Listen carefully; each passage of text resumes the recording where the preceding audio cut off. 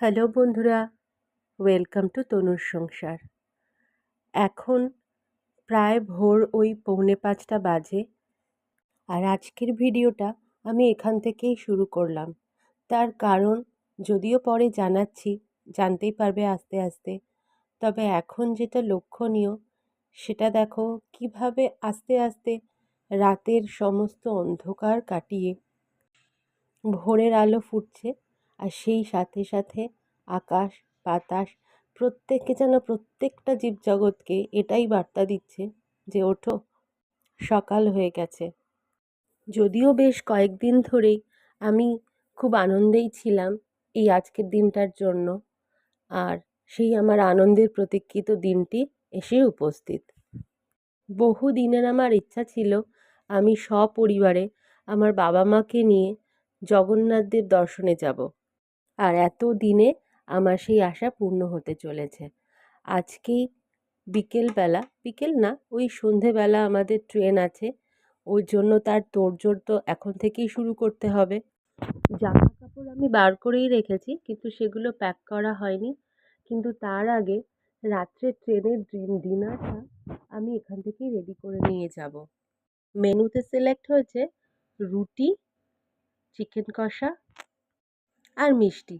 কিন্তু যেহেতু বাচ্চাগুলো চিকেনটা রুটি দিয়ে খাবে না, ভাত দিয়ে খাবে, তাই তার মধ্যে আলু তো দেওয়া যাবে না, কারণ এই রকমভাবে আলু দিয়ে চিকেনটা করে নিয়ে গেলে ওখানে সার্ভ করতেও প্রবলেম। আবার এদিকে বাচ্চাগুলো চিকেন আলু ছাড়া অন্য কোনো তরকারি থাকবে না, খাবেই বা কী দিয়ে। সেসব কথা মাথায় রেখে আমি ওই শুখা আলু টাইপের একটু করলাম। এটা ওই জিরে, ধনেপাতা, আদা কুচি দিয়ে এই প্রিপারেশনটা করতে হয়। সমস্ত কিছু গুছিয়ে নিয়ে আমরা বেরিয়ে পড়লাম আমাদের প্রথম গন্তব্যের উদ্দেশ্যে।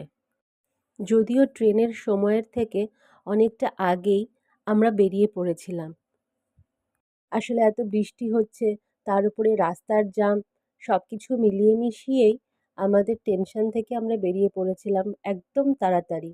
আর এই যে গাড়ির পেছনে অরুণ আর বাবান। বাবানের আবার অরুণের সঙ্গ পেয়ে গেলেই ব্যাস, ওর কাছে ওটাই এনাফ।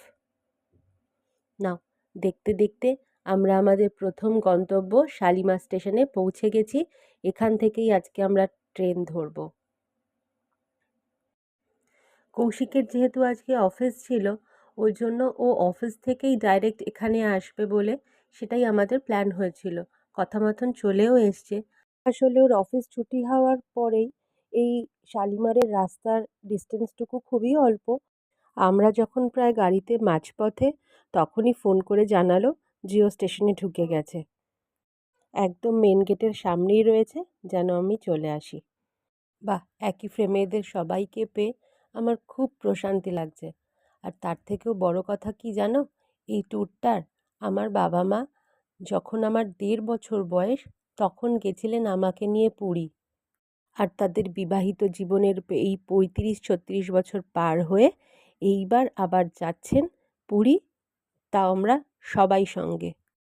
কি যে আমার আনন্দ হচ্ছিল আমি কাউকে বলে বোঝাতে পারবো না।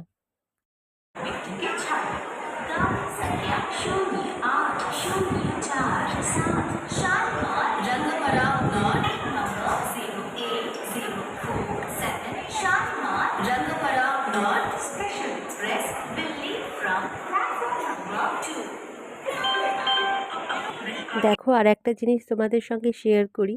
বোন নিয়ে এসছে এটা ছোট্ট একটা মিক্সার। এতে করে কোনো রকম ঘোল বা শরবত জাতীয় বা স্মুদি বা নিদেন পক্ষে ফ্রুট জুস, এসব কিন্তু খুব ইজিলি করা যায়। আর দেখো, বিষয়টা না খুব হ্যান্ডি।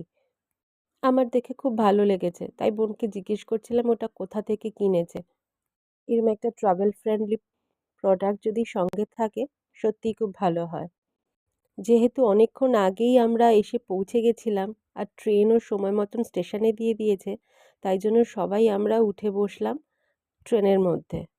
তারপর আস্তে আস্তে ওই যা হয় হকারদের বিভিন্ন জিনিসপত্র সেসব খেতে খেতে আমরা ওয়েট করছিলাম কখন সময় আসবে আর আমাদের ট্রেনটা ছাড়বে। ট্রেনটা ছাড়লো বটে, তবে প্রায় আধা ঘন্টা লেটে। আর জয় জগন্নাথ বলে আমাদের যাত্রা শুরু হলো। পুরীতে গিয়ে কি করলাম সেগুলো সব আসছে পরের ভিডিওতে। দেখার জন্য অবশ্যই চ্যানেলটাকে সাবস্ক্রাইব করে রাখুন। টাটা।